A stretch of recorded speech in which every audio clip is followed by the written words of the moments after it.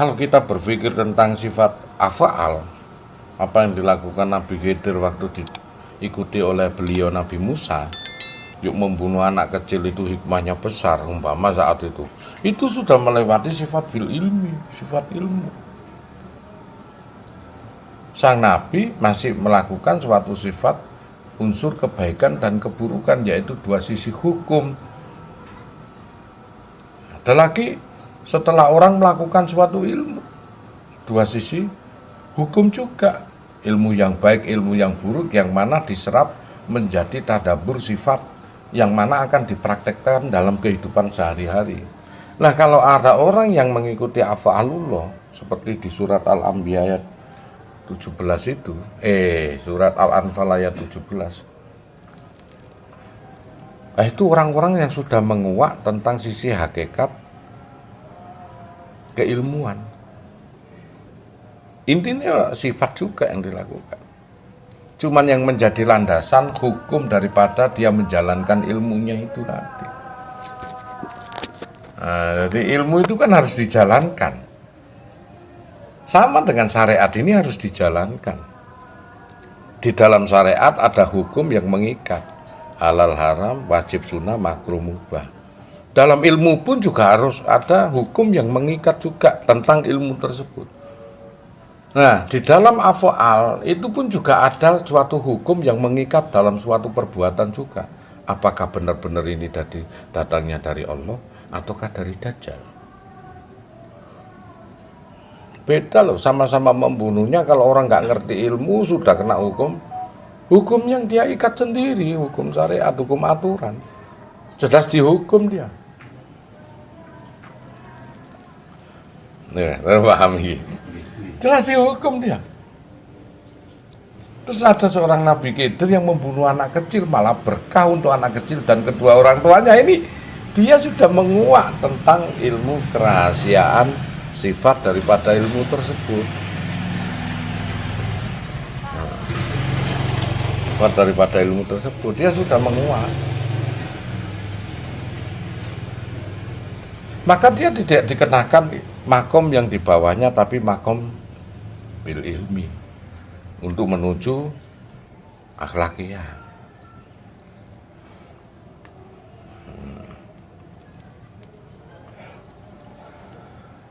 Mudah nak ditadaburkan ada seorang anak kepada orang tuanya. Untuk seorang anak diikat suatu hukum aturan, ini tidak diperbolehkan, ini boleh. Ini bukan makanannya, ini makanannya. Nah, sang bapak karena makomnya sudah di atasnya anak lebih ya, dia tidak terikat hukum sang bayi itu nak nglakoni nggawaku. Nak ngicipi lah masa. Bubure bayi tok pakem waku. Hapiro wae tok batuk yo entek, Cak. Sadus bubure bayi bisa habis selama seminggu atau sebulan. Lah untukmu, lah iso sak untalan tok. Ha iki hukum iki. Tur nek maem yo waku. Sang bayi pun juga memenuhi ruang kriteria pertanyaan semakin besar. Kenapa kok aku mendekati pisau ndak boleh ya? Sedangkan kakakku kok boleh sama bapak? Bapakku nggak adil deh.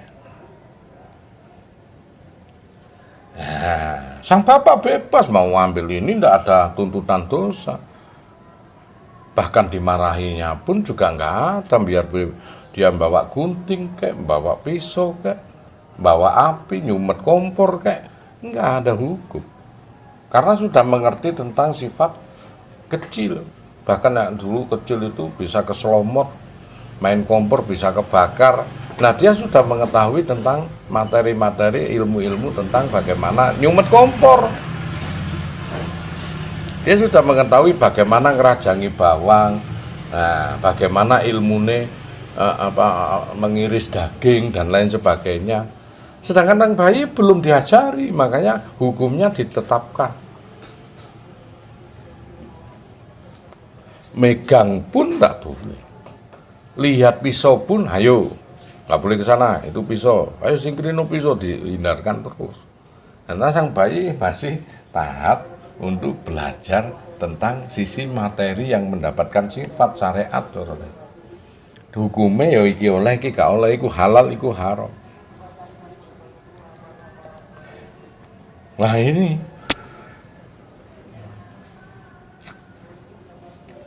semakin gede, semakin tua. Nah, engko nek wis dulunya ndak boleh pegang kompor, akhirnya sudah SMA dia ndak mau pegang kompor, dia ndak mau pegang pisau, dimarahi sama sang orang tua.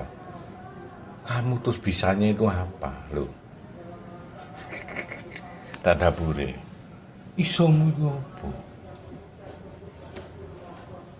Ngrajangi dikongkon bantu mamae bawang yo gak entos. Masak ojo meneh masak nyumet kompor ae gak entos. Sang anak protes. Nah, dulu kan dilarang sama. Dulu kan kamu nggak ngerti. Aku larang karena itu sifatnya bahaya kalau untuk anak kecil. Nah sekarang kan mestinya kamu semakin dewasa semakin belajar. Bagaimana kehidupanmu yang sebenarnya. Lihat kakak-kakakmu sudah pada bisa masak. Lihat kakakmu itu sudah pada bisa bekerja. Lah kamu ini sudah umur 20 kok masak air aja nggak bisa. Loh, nyumet kompor aja gak entos. Acuannya selalu pada landasan saat kamu umur 5 tahun ke bawah. Kamu tidak sedang masih kecil lagi, kamu udah dewasa sekarang.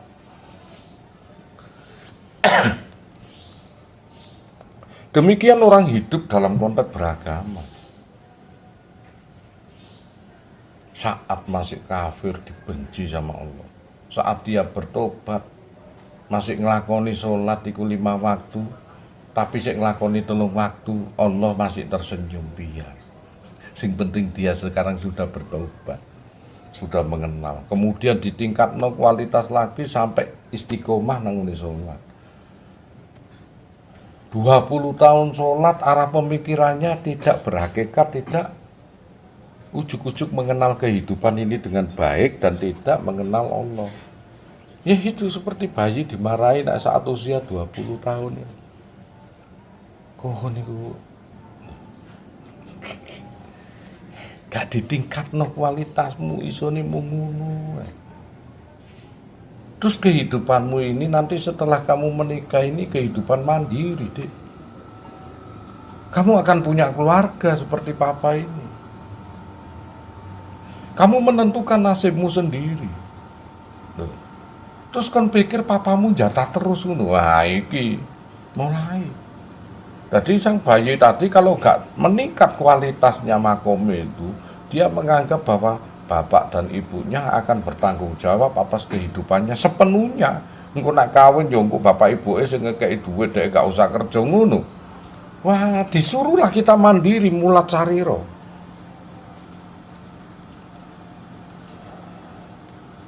Ayo kenali Allah lewat alam ini. Lewat kita beragama bersyariat. Kemudian kita mandiri, kenali Allah lewat kehidupan. Nah, ini.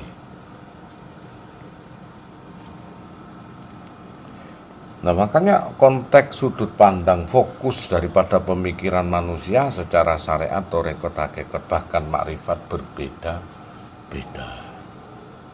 Nah seperti sang anak itu tadi, pemikiran sang anak kalau masih balita ya berbeda dengan yang sudah remaja. Kalau sudah akil balik dan kemudian remaja dan dewasa kemudian menginjak masa tua berumah tangga, itu hukumnya naik terus berbeda-beda. Sama-sama anaknya, kenapa aku nggak boleh pulang jam 9 malam sedangkan mas itu 3 hari kadang nggak pulang. Loh, masmu sudah rumah tangga sendiri, sudah bisa menentukan nasibnya sendiri. Sedangkan kamu untuk apa kamu kalau nggak pulang jam 9? Mau kemana kamu? Tujuanmu apa? Belum ada kan tujuan. Sang anak yang belum akil balik, yang baru menginjak remaja dimarahi itu. Kenapa kakak kok nggak dimarahi seperti halnya aku, Pak? Ya karena kakakmu sudah berumah tangga, hukumnya berbeda. Kalau papa ini malah memarahi kakakmu kenapa harus tidak pulang, malah namanya ikut campur, jadi keliru. Kalau diminta ada masalah baru papa ikut menyelesaikan. Kalau nggak diminta haknya mereka berdua dalam rumah tangga. Kalau kamu masih atas kuasa papa dan mama, makanya harus nurut. Biarpun sama-sama anak. Nah, hukumnya beda, Pak. Hukumnya berbeda. Tadi carane Allah juga bijaksana, Al-Hakim, Allah Maha bijaksana, Al-Hakam, Allah Maha menghukum. Dari menghukumi segala sesuatu bijaksana, tergantung dari konteks pola pikir dan hatinya makomi di mana. Itu. Jadi jangan disamakan, kalau ada omongan orang gini ikut samakan. Makommu itu yang mana? Nah, diomongi wah gak adil kakak lah, nek kamu tahu makome kakak yang punya istri dengerin celotehane adike sing SMA. Mosok emas oleh keluar malam sampai nggak pulang, aku loh baru jam 9 aja pulang telat 1 jam aja, jam 10 udah dimarahi papa sama mama. Nah sang kakak harusnya ndak sama pemikirannya. Loh dulu kakak ya begitu sama. Nanti kalau sudah kamu itu bisa bertanggung jawab atas dirimu dan keluargamu yang kamu bina, silakan kamu punya kehendak sendiri, hukum sendiri.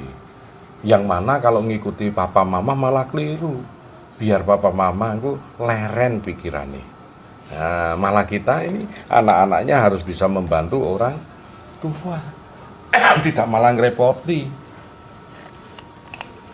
Nah inilah. Makanya apa sebetulnya dari mulai bayi sampai tingkatan akil balik, kemudian remaja, dewasa dan tua, yang berbeda, yang dituntut sama Allah hanya pemahaman dari makom, derajat wadahnya. Nah, kita ini yang mengisi makomnya masing-masing. Jadi pola pikir kita semakin tua semakin harus tidak sama dengan yang lain. Semakin bijak, tuntutannya Allah itu semakin itulah di akhirat besok, di Sidratul Muntaha ya ada titian rambut dibelah 7, sirot. Kita nguwot nang titian rambut dibelah 7, maksudnya rambut itu alip sing nutik utek dibelah itu sampai 7 kali. Maksud konteks pemikiranmu itu dari suatu pertanyaan kehidupan itu sampai ditanya, mampukah kamu berpikir bijak sebijak-bijaknya? Nek kon nyekel maling diapakno dipentungi enggak terbelah kok. Nyekel maling mari ngono dinengke wae, dikonangi, dinasehati baru terbelah 1. Dikongkon maam waret, kita berikan dia kesenyuman baru terbelah 3. Dinasehati, disangoni kebutuhannya dek opo, kenapa kok dia mencuri baru dibelah 4. Mari ngono karena dek sumpek bojone gak duwe duit, anaknya gak iso bayar sekolah. Ayo kita angkat anaknya ku dadi anak angkatmu supaya dek gak keberatan meneh. Apa sang maling itu tadi dipekerjakan untuk kita supaya kerja, supaya punya penghasilan, baru dibelah 5. Dibelah 6 anaknya dadekno anak angkat baru dibelah 6. Jadikan dirinya saudaramu baru dibelah 7. Nah, titian rambut dibelah 7 itu maksudnya apa? Unsur kebijaksanaanmu yang akan diuji sebelum kau masuk surga.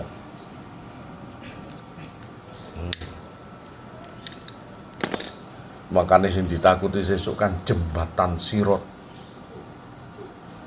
Disitulah ada rambut dibelah 7. Rambut sitoke ketoke gak ketok, jemene terbelah 7 piye, kok ono sing berangkang, kok ono sing mlayu secepat kilat, kok ono sing berlari, ono sing mlaku, ono sing lembean, ono sing nguwot.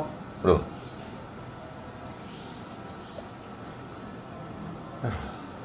Kayak berangkang dini lho rambutnya kaya apa. Enggak, pola pikirnya itu saking bingungnya ditanyai Allah itu. Kau dulu pernah menghadapi seorang pencuri, apa yang kau lakukan? Aku langsung hukum, aku langsung pukuli. Ndredeg kon iku sok berangkang sok ngesot. Jawabanku bener gak ya Allah? Dudu menungso kowe nang. Saat itu kau longgar, bagaimana saat itu kau seperti pencuri keadaan? Takoni meneh, bingung. Mau lagi nguwat siti ae wis kecengklung nang ngene jurange neraka iki. Gak lulus.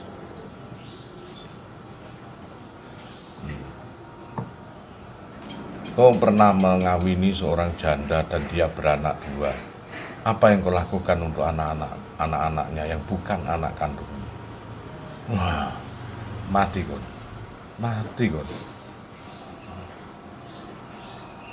Ya saya bedakan itu bukan anak saya. Nah, kalau anak saya sudah jelas, ya Allah, saya openi ngono-ngono. Padahal semua kehidupan kalau aku percaya sebagai amanah, maka kehidupan itu aku hadirkan di antara untuk menguji kamu bijaksana. Mati kamu. Gak ada dalam konteksnya itu kebijaksanaan dalam hidupmu.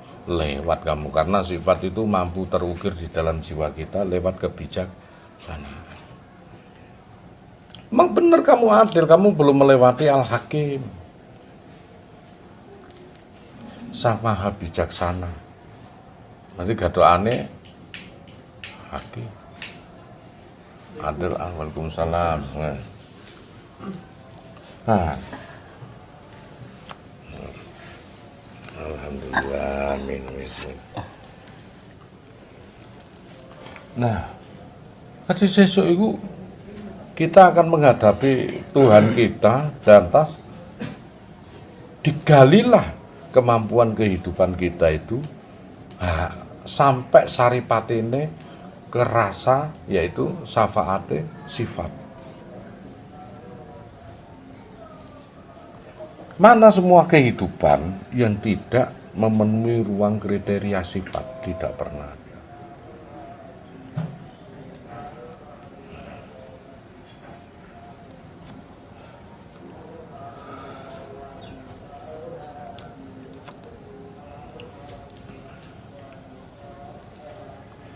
Makanya sampai kita disuruh mensyukuri, bahkan kita sakit pun disuruh mensyukuri.